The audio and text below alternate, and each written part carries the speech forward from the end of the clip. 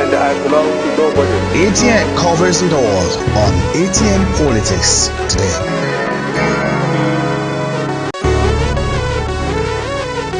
Every day our lives are changed by history. We are one people, all of us. Leaders, politics. Nobody's ambition is what I have fought very firmly. Natural occurrence, war, and the world economy. I belong to everybody, and I belong to nobody. Atn covers it all on Atn Politics today.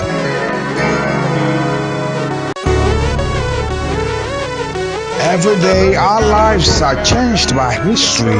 We are one people, all of us. Leaders, politics. Nobody's ambition is what I have fought very firmly. Natural occurrence, war, and the world economy. I belong to everybody, and I belong to nobody. Atn covers it all on Atn Politics today.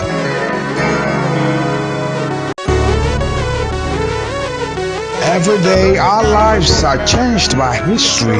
We are one people, all of us. Leaders, politics. Nobody's ambition is what I have fought very firmly. House of Assembly shall be 1/3 of the members, and 4 out of 31 cannot form a quorum. 27 constituencies well denied representation when the appellants purportedly signed their appropriation bill into law. The deliberation of Rivers State budget by 4 members cannot be law and cannot stand. Unanimously, all the 3 judges of the Court of Appeal agreed with Justice Omotosho's judgment, and democracy is anchored on the rule of law and not the as seen in action of the governor of Rivers State. According to the Court of Appeal, and all expenditure done by the Rivers State Governor Siminalayi Fubara without the appropriation of Right Honorable Martin Ameule led 10th Rivers State House of Assembly is illegal, says the appeal court, and Right Honorable Martin Ameule is the Speaker of the 10th Rivers State House of Assembly, still according to the Court of Appeal. Right here from the studios of Atlantic Television Network. We'll go for a short break, and when we return, we'll head on to Atn Politics Special. Stay tuned. Natural occurrence, war, and the world economy. I belong to everybody, and I belong to nobody. Atn covers it all on Atn Politics today.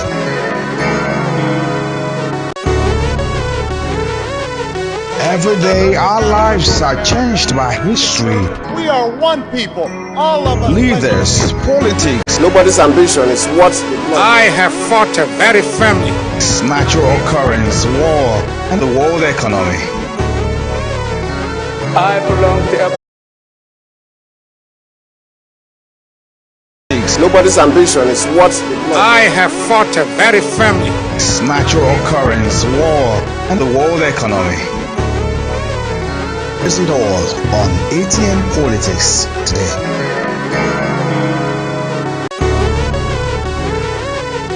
Every day our lives are changed by history. We are one people, all of us. Leaders, politics. Nobody's ambition is what I have fought very firmly. Natural occurrence, war, and the world economy. I belong to everybody, and I belong to nobody. Atn covers it all on Atn Politics today.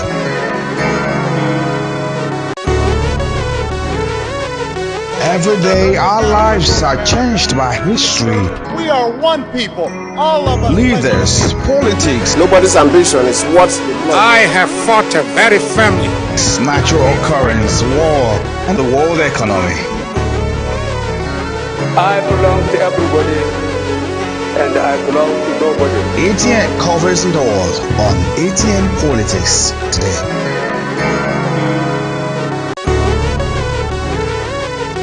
Every day, our lives are changed by history. We are one people, all of us. Leaders, politics, Nobody's ambition is what I have fought a very family. natural occurrence, war, and the world economy.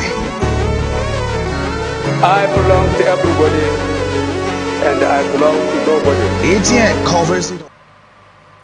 The day the power of love overrules the love of power, the world will know peace. Also, leadership is not about the next election. It's about the next generation. By those words from Mahatma Gandhi and Simon Sinek, I welcome you to Atn Politics. Atn Politics is Atlantic Television Network's flagship program that discusses core political trends with relevant political stakeholders. And today on Atn Politics, we will be discussing core issues from different political landscapes, such as in Lagos State, Governor, State Labour Party candidate calls for cancellation of local government polls. And in Kaduna State, Assembly denies judiciary launches local government polls petitions tribunal. My guest today is a legal practitioner and public affairs analyst by no other nomenclature than Amarachi or Huele Esquire. Well, it feels good to be here. I hope I didn't murder you. Long while. You're welcome, and it feels sir. good to be back home. You're welcome, sir. Thank you, sir. It's a pleasure having you. Thank you, sir. Yeah. All right, let's head on to the first story. Governor Babajide Sanwo-Olu has overruled the Lagos House of Assembly's suspension of the Alimosho Council Chairman Suleiman Jelili. This was disclosed in a letter dated October the 3rd, 2024, which was signed by Kikelomo Bolauriwon, the Permanent Secretary of the Ministry of Local Government, Chieftaincy Affairs and Rural Development, and addressed to Akimpelu Johnson, the Vice Chairman of Alimosho Local Government Area. The Lagos Parliament had in plenary session on Monday, led by Mudashiru Obasa, unanimously voted to oust Mr. Suleiman after Sam Okalonwo, the chairman of the House Committee on Local Government Administration and Chieftaincy Affairs, moved the motion alleging that the council chairman continuously disregarded the House's authority and failed to comply with directives showing blatant misconduct. We cannot stand by and allow such chaos to persist. Mr. Suleiman at the council secretariat addressed residents on Tuesday on dismissing the suspension by the state lawmakers as an abuse of due process. Mr. Suleiman accused Mr. Obasa of imposing a contractor, Abiodun Egbadero, on the council to collect market levies in Alimosho. The Speaker, Right Honorable Mudashiru Ajayi Obasa, wants to force the council to contract the market levy collection to Abiodun Badero, who is in the middle of the crisis that took place in Iyanopaja market in April 2024, which led to the death of Michael Ajayi. Your barrister, Yeah. this is a running battle. It began with a conflict that happened in the market in Iyanopaja under Alimosho local government area. And as a result, one Michael Ajayi lost his life. And subsequently, the House decided that they will invite the local government chairman, Suleiman Jelili, for interrogations and for maybe questioning concerning the death of Michael Ajayi. And he didn't respond per se, and they went ahead to suspend him and asked the vice chairman to take over administration of the local governments. And today, the governor of Lagos State, through the Ministry of Chieftaincy Affairs and Local Government, has countered that and said that his permission is needed, his assent is needed for that to be, for that to have teeth. And as at now, he has countered the House of Assembly's order on the suspension of Alimosho local government chairman. I don't know if you have a perspective concerning this tug of war between the executive and the judiciary in Lagos State? Well, the executive and the legislative arm, I'll put it rightly. Exactly. Well, the local government also you're seeing in Lagos State is not just in Lagos State alone. You know the one we have in our own dear state, Rivers State. Exactly. The one you have in Kogi and other states. Exactly. I believe this is coming in the wake of the Supreme Court judgment that give financial autonomy and the necessary autonomy to the local government chairmen and their councillors and thereafter. Yeah. You know, prior to this time, we've had experiences where people who are not supposed to have any business with the local government will interfere with the runnings of the local government because of the gains they tend to get from the local government, which is against the benefits that are supposed to be enjoyed by the people in that locality, in the rural areas. So I thank God for the Supreme Court judgment that has been given, and I thank God for these issues that we are seeing, because these issues, once they are laid to rest, will pave way for a greater local government system. I've seen the issue of the local tussle between the local government chairman and the Speaker of the Lagos State House of Assembly. Exactly. Prior to his suspension, I heard they even have a matter pending in court which is unresolved yet, which is the argument by his lawyer that his constitution is his suspension is unconstitutional and he should be allowed to remain in office. And if you recall, within the week there was also a tussle between the vice chairman and the chairman when he got to the local government council, because they are now trying to see who exerts control based on the suspension by the speaker. Well, I might not know what the speaker's interest is. Report from some quarters says that the speaker has interest in, is it the market allocation or whatever it is, to put his person in charge. And he has faced resistance from the local government chairman. And in order for him to exert his influence, he is now saying that the local government chairman will be suspended. Now, the governor has also weighed into this issue to bring his 2 cents into it, saying that the purported suspension by the speaker will not stand. So I would like to see the end to that face-off between the governor and the speaker. If you remember, earlier in the day, today, I don't know if you're aware of it, the House of Assembly in Lagos came out to state that the position of Ali Moshood local government chairman's lawyer as to the fact that the suspension is unconstitutional as in regards to the judgment that was delivered by the Supreme Court, that it is a lie. But also bear it in mind that when the Supreme Court verdict on local government autonomy was given, several lawyers came about with the opinion that there has to be constitutional amendments to back that Supreme Court judgment. You know, the provisions of the pronouncement of the Supreme Court is law as it stands. But we cannot overlook the fact that some amendment has to be made in the Constitution also to flow in line with what has been given by the Supreme Court. Because if you look at the Constitution, there's a place that talked about joint funds between the local government and the state government, which has not been clarified. So I believe this it has not been expunged. So these issues that are cropping up here and there will further boost the morale of the National Assembly to give us a constitutional amendment in order for us to have functional local government councils. Now, this Lagos State House of Assembly is saying that the Constitution gives them the power to make laws for the local government council. That if the Constitution gives them that power, mandates them to make laws for the local government council, that if I can make laws for you, that means I can invite whomever is in charge to answer to me when there's an issue in that local government. That is their position. Now they're saying they've made the laws, and that laws also mandate them to suspend the local government chairman, which is the position. Now if there's such a law in place and there's no constitutional provision that law counters, then that law in itself will stand as it seems.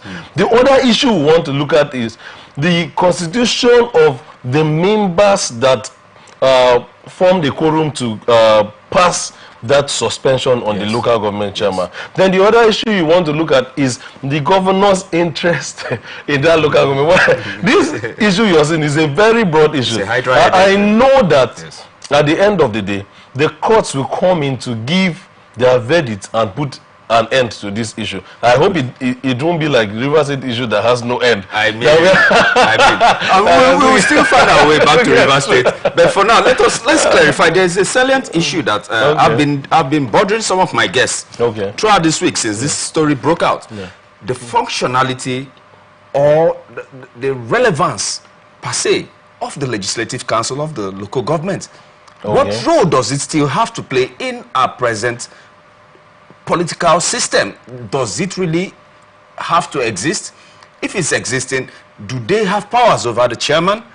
If they do have powers over the chairman, where and when has that power been exercised prior to this time, sir? Well, for some of the laws that I've seen, the local government council, which are made up of councillors and other chairmen or what have you, have powers to meet, then suspend the local government chairman if he's erring. They have that powers.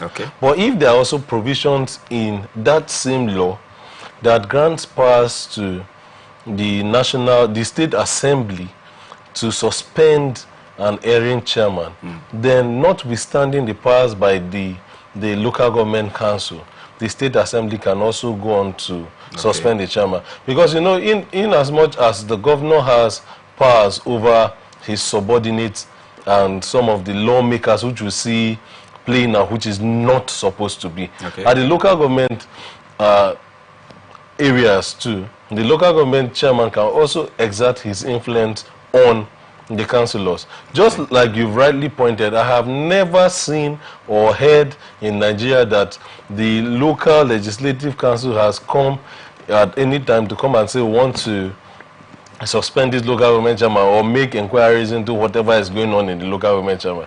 Because most, you know, at the local government level, most persons there, there are councillors and all. If not for these days, I see lawyers trying to vie for councillorship and all. Most persons that I see, some of them are even uneducated. Some of them are even not abreast with what they are supposed to do. They are only there to receive maybe the largesse that come from local government and any other allocation that comes during election and what have you. So that awareness and that sensitization will come up more when the Supreme Court pronouncement and the constitutional amendment that might take place will come into force. That's the only way. Because if these people are not enlightened, the roles that you think they should play will never be carried out. So, all right, I know that we don't have most of the facts in our hands, but you did hear the breaking news concerning River State House of Assembly. Well, just within 2 minutes. The breaking news about River State House of maybe Assembly. The next time we see, I would like you to dissect it. I heard the breaking news about River State House of Assembly. I know I've spoken much about this issue on your radio station, Wish FM. I know I've spoken on it. What we are seeing in River State is a political tussle that is still far from over. It's a political tussle that might take the end of the tenure of the governor before it comes to an end. The Supreme Court has given its verdict. Definitely the next thing you will see is an appeal at the Court of Appeal just gave it verdict, Definitely the next thing you see is an appeal at the Court of Supreme Court, which will be the final arbiter to this issue. But if you remove the fact, because this breaking news that you just read, I don't have a copy of the judgment. I've not seen what it looks like. But from the breaking news, there was no issue about the defection or other issues that have plagued us in this state since the inception of Governor Fubara in office. But if I get to see the judgment, then I can confidently tell you if we have other lingering issues that will still drag us to this point, or if the issue has been laid to rest as it seems. Because the issue that led to this, the foreman House of Assembly, which is in parallel with that of the Martins and Mewule. Those issues needs to be addressed. It is only when those issues are addressed the way they are supposed to, that is when we'll have an end to the issue. But as it stands, Martins and Meule from the pronouncement of the Court of Appeal remains the Speaker of the House of Assembly, Rivers State House of Assembly, until a different judgment is gotten or until an appeal is made. Pending the determination of that appeal, Martins and Meule is recognized as the Speaker of the Rivers State House of Assembly. Oh, Barrister Amachi, I would like for you to give us your time, same time next week, when you have digested. I would like to come. Please. Please. No, I would like to come. I want to know your perspective concerning I'll give you my perspective. Definitely, the position of the court will always be my perspective, whether I like it or not. We might have our reservations as legal practitioners. I will leave to know your reservations. When you have judgments or rulings from Port Harcourt and you have one from we have our reservations. Definitely. But it would always be in line with the pronouncement of the courts, because a lawyer must respect the decision of the court. I'm with you on that. I am also with you on that. All right, let's jump over to the next story for discussion today. Andy Adoyi Williams Eneche, the Labour Party candidate in the just concluded local government polls in Ogbadibo, Benue State, has called for the immediate cancellation of the elections due to the complete absence of electoral proceedings across the local government area. Eneche claimed that on the election day, his team were present at his polling units in Adupe, Orokam, Ward 1, but there was no electoral officer on ground to conduct the election. And he added that the reports from his agents in various polling units across Awupa, Otokam, and Otupa confirmed that no election took place in any of Ogadibo local government area. In a statement on Thursday, Eneche described the events of Saturday as not just an injustice to the people of Ogbadibo local government area, but an insult to the Nigerian democratic process as a whole. Sir, we heard during the purported elections of October the 5th. Yeah. I mean, it was it seemed in the facade that it was a carry-go APP all the way. Sure. I mean, apart from a little crumb that Action Alliance was able to steal out from Eche local government area. Sure. But it was an APP affair down to the councillors. And there are some reports, some in Ogoni, some local governments in Ogoni land. I don't know if it's Kana or Gokana. I'm not very sure about which is there. And some other places in some other local governments, some specific local governments. I mean, juxtaposing what is happening concerning this report by the Labour Party candidate in Ogbadibo in Benue State, that no elections held in his unit. He came out to vote and no electoral officer was even there. And there are reports likewise of such just likewise manner that happened in some parts of Rivers State. And yet, results were called out. Is this a perennial result? Is this a perennial practice of states' independent electoral commissions? Is this a loophole that has been instituted by the chief executive of every state to make sure that it's a carry-go effect? What is the way forward concerning this? Well, you know, we cannot talk about the local government areas without making mention of the Supreme Court judgment. I believe the reason why you're seeing these things clearly now is based on the Supreme Court judgment. Because the way that Supreme Court judgment is, the local government chairman can function independently without taking orders from the governor. And you know what that means for the governor. That means if you're not carrying out your duties as it seems, the local government in his capacity, with the local government chairman in his capacity, will organize the local government to ensure that you do not return as a governor. So, what you've seen in Benue State also happened in parts of Rivers State. You cannot, and it also happened if you check for states that have conducted their local government elections. There are always reports like this. Akwa Ibom State recently conducted theirs. Exactly. And there are still reports that it was a carry ghost of, like, one party won almost all of them, maybe leave one or two for other parties or places where they feel they don't have such dominance. Exactly. Well, you made mention of AA in Eche, and yes. I have heard news that the person that won had the backing and the love of the people, and the people had to stay to ensure that their results count.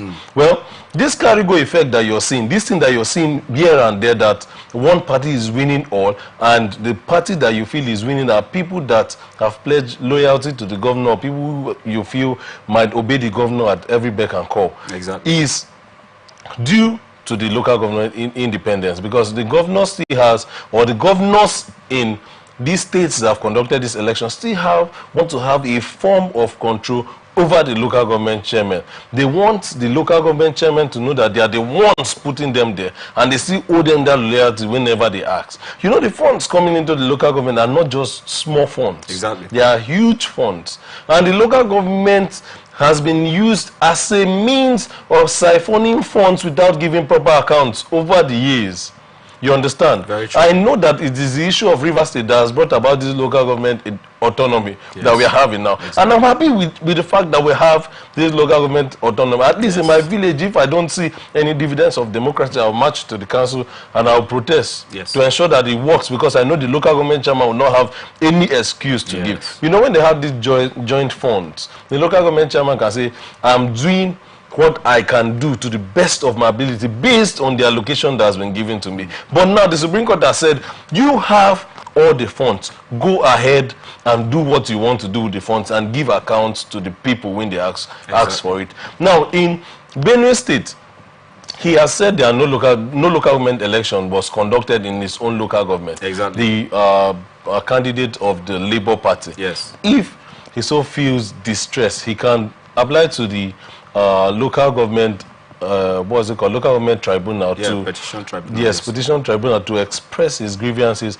and ensure that elections are conducted properly. I was just coming from the High Court today, and I saw that we already have a River State election petition tribunal, local government election petition tribunal that has been. Why hasn't that been publicized? No, it's there. There's even a banner there, and a councillor, someone that contested for a councillorship position, called me to see if you can see. Because he is of the opinion that elections were not conducted in his own area, which is within Obiakpo local government area, and results were announced. So we are at the verge of also challenging that. Okay. So, you know, the constitution of the local government election tribunal, you have a judge, you have a non-lawyer or legal practitioner, and of course, there are 3 persons that constitute the panel. Then you also have the appeal. If you fail at the tribunal level, you also have the local government, which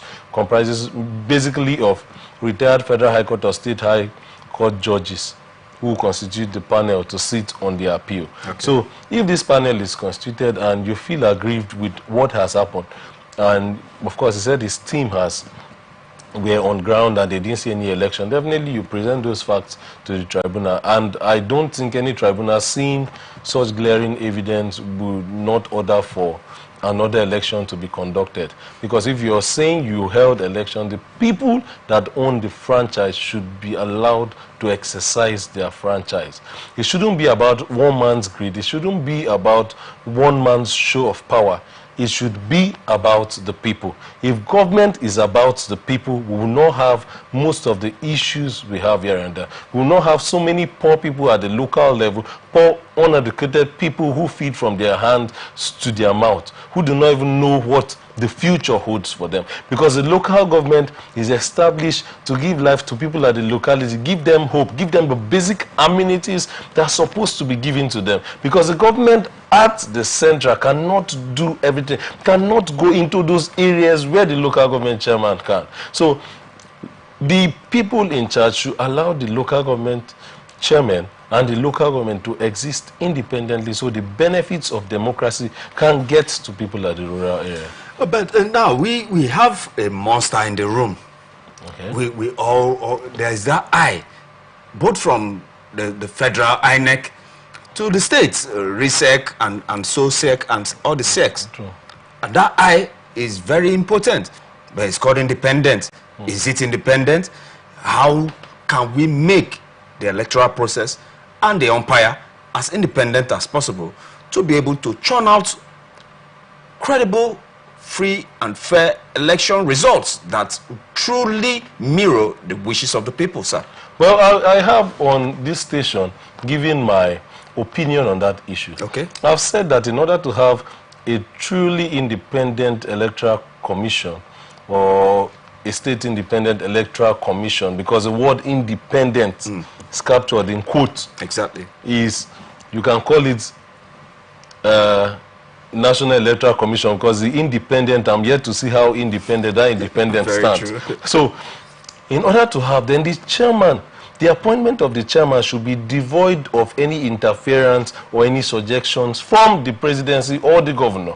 Because if I am going to supervise an election that will bring you into office, then I won't have to be appointed by you.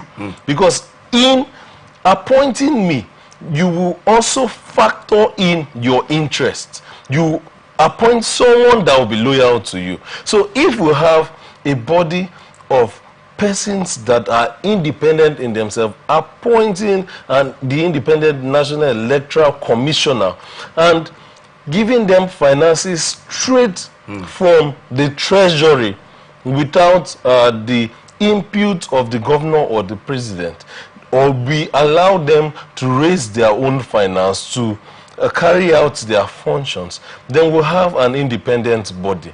Because you will not have an INEC chairman or a RISEC chairman that the governor or the president will say, go ahead and do whatever you want to do. I'll protect you from all legal suit. Of course, you know he has the capacity to do that. Definitely. So if we truly have a body, aside the Independent National Electoral Commission, we have a body, also have an independent body that monitors the activity of these people.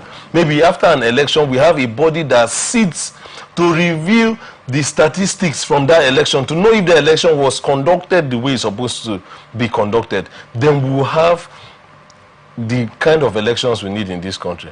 When the Beavers was introduced, I thought we were going to have one fair election, the fairest election we've ever seen in this country. But the Beavers was, I wouldn't want to comment for that. I wouldn't, because the record has already given his ready. Let me not comment. Let me not comment for that. All right, but be that as it may, let me know your analysis concerning the October 5th elections, local government elections in Rivers State. There were some legal hurdles that were identified by some stakeholders. And the governor, irrespective of those hurdles, decided to still go ahead with the elections. Do you agree with those who said that it was a travesty on the judiciary, on court orders? And or do you believe that it was an issue of circumstances beyond his control? He just had to do it. It's just like using the bathroom. It's just like going to the loo. You don't have a choice but to do this. So should it stand, even if it did not meet some requirements, like the voters register, like the presence of the police? Yes. Let me know your thoughts. These are issues that I have been longing to address for a while. Please, we are here. These are issues that I've been longing to address. Shoot. Now, you know, when the PDP held their world congresses, there was an order from the Rivers State High Court stopping those world congresses from holding. Then there was an order from Abuja that mandated that congress to go on. Exactly. Also, there was another counter order from Rivers State also stopping that congress from holding again. But the PDP, through their leader, Wike, went ahead and held their congresses in opposition to the Rivers State order, because they said they had an order from Abuja.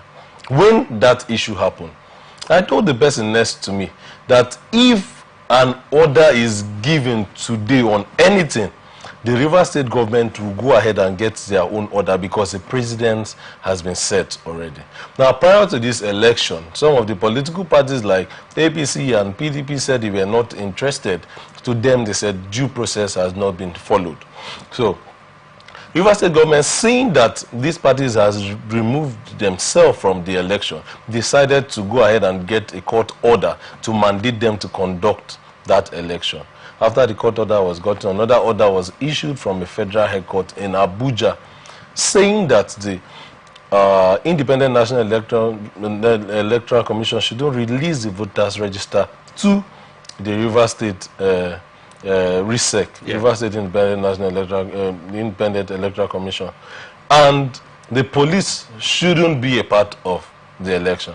Though there are conflicting news here and there as to whether the Federal High Court stopped the election from taking place. And our electoral laws have said that no court has the power to stop elections from holding. It's in electoral laws, both at the national and the state laws, there are no courts. And it's been, even the Supreme Court has made pronouncement on that, no court should stop election from holding. Now, when the court order came out from the Federal High Court, the RISEC came out to say that they already have the register, which INEC came to counter by saying they've applied but they've not given it to them.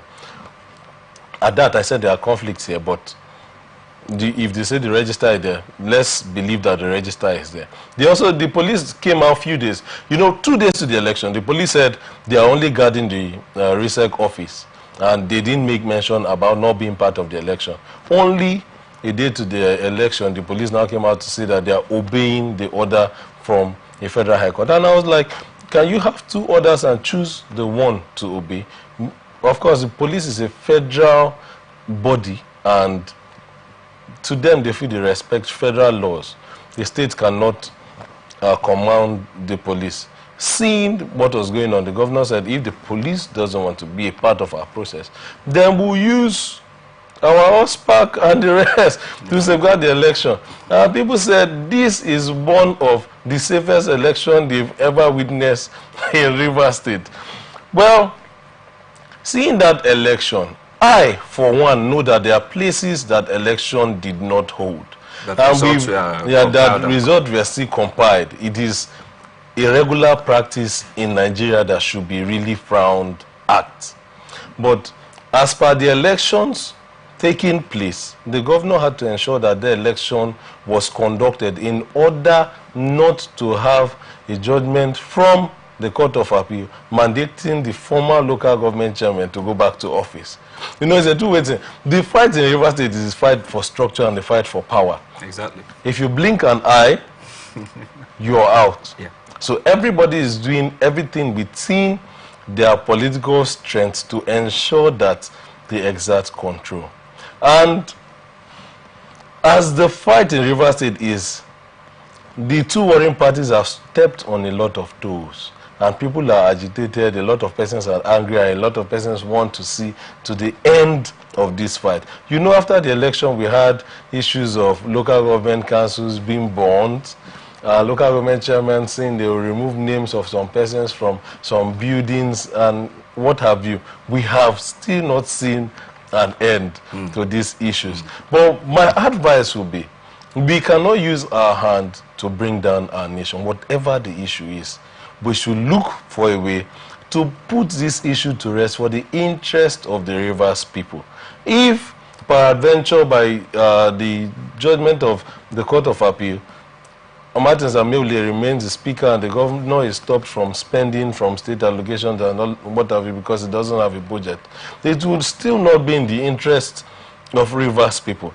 And I will say my own 2 cents. People might not want to say. But these issues that we are having will come to an end if former Governor Nyesom Wike and the present Governor Sim Fubara shield their sword for the interest of Rivers people. Nobody's ambition, nobody's structure is greater than the interest of the Rivers people. I'm a Rivers man. So I can say clearly that this war that they are fighting, I'm not benefiting from any party. I don't owe any allegiance to anybody. I'm saying it as it concerns me as a Rivers man. This war they are fighting, it is high time they put an end to it, and for the states to move forward, because we are supposed to have some certain level of development that we are not having based on this crisis. So that is my take on the issue. Oh, okay. But we know that it's been, I mean, it's not been in our nature in Rivers State for some time now for violence to be involved in our politicking. I mean, even while Sim Fubara and former Governor Nyesom Wike, we are having their squabbles at the initial stage. We didn't see that at a point in time there will be conflagration, there will be arson in this scale. And there is that fear that is within us that know how reverse politics, how bloody it used to be. Sure. I mean, what do you think can be done as at now to be able to prevent a further escalation of a crisis in the state? What should be done is already in motion. Okay. You know, through this crisis, the president at the point tried to come in and resolve the issues within the party.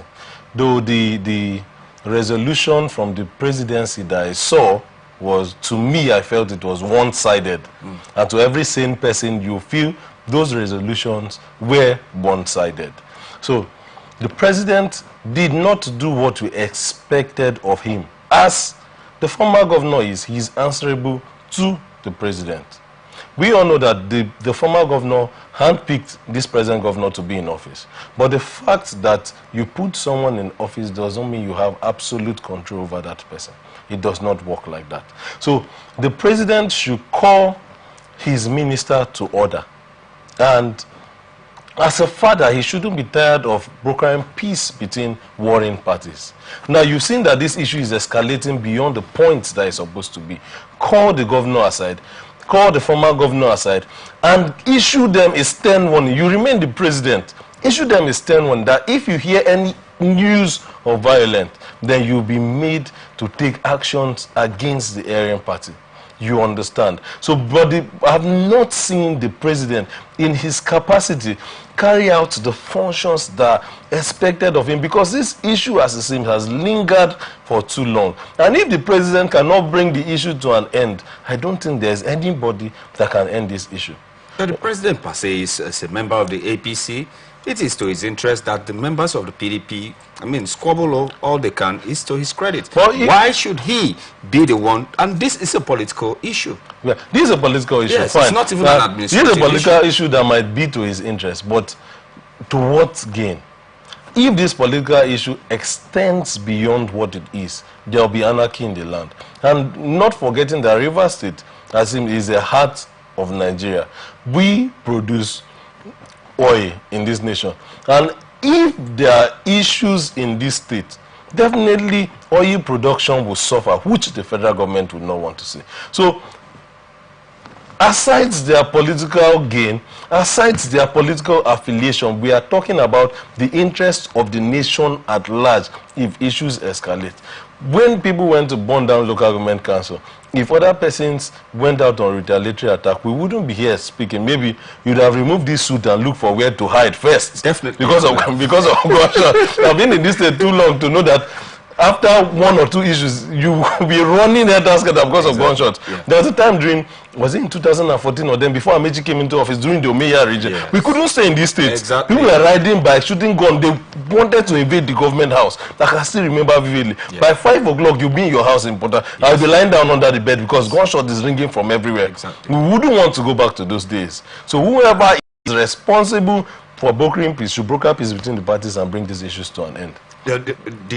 Did local government elections hold in your local government? Well, local government elections. In your unit, what local government? What local I'm from a more local government. Okay, from a more local government. I'm a roommate man. Okay, but in your unit, I did not go home to vote, okay, and this is my reason. Okay, I went to vote during the presidential election, and I made a promise to myself that before I will go back to vote, I must be assured that the Independent National Electoral Commission or the Rivers State Electoral Commission is independent as it should be. I voted for B2B, and I was shocked at the result. I mean, why should you be shocked? presently, Labour Party did not even get one councillorship position. Labour Party will not get the councillorship position. Who knows Labour Party? If not for P2B, Labour Party is nothing to write home about. They can take it anywhere to the bank. If not for P2B that give them that momentum, I don't think they've produced any Senate or House of Rep member before. So even a youngling like APP is more on ground than Labour Party in Rivers State, right? We know. You wouldn't want me to talk about the APP. You wouldn't want me to talk about the APP issue. You wouldn't want me to tell you that the APP members, most of them were caretaker committee chairmen that are presently in office. Exactly. I saw the list. I saw most, but I was surprised to see that not all the people there were caretaker committee chairmen that was appointed. I think a lot of them were dropped here and there, and the right selection was made. But be it as it may, wherever there's an interest, then you see the kind of results you're not expected to see. All right, we have been discussing with a legal practitioner, with a political analyst, in the person of Barrister Amarachi Ohwele. Thank you very much. Thank you. And he has been spectacular, but time has not been on our side. We'll use this opportunity, even while we thank him for being a guest on our show. It's a pleasure. We enjoyed every moment of it. And we want to use this opportunity to ask for you to come same time next week. Thank you so much. Thank you so much. We enjoyed every bit of it. And don't forget, you can always go over to our Facebook pages on Atlantic Television Network, Instagram and TikTok, Atlantic TV Network 1, on X, formerly Twitter, Atlantic TV Net, or watch us live on our website, atlanticnetwork.tv, to see this episode of ATN Politics with Barrister Amarachi Ohwele. Thank you very much. I wouldn't forget it next time. No problem. But be that as it may, from your host, Raymond Kenbata, I say this is where we wrap it up, for time flies by. And from the management and staff of Morrison Communications, owners and operators of Wish FM 99.5 and Atlantic Television Network, I say peace and unity are the pathways to progress. Thank you for watching, and until I come your way, same time tomorrow for the weekend edition, I say stay blessed and stay tuned. On ATN Politics today.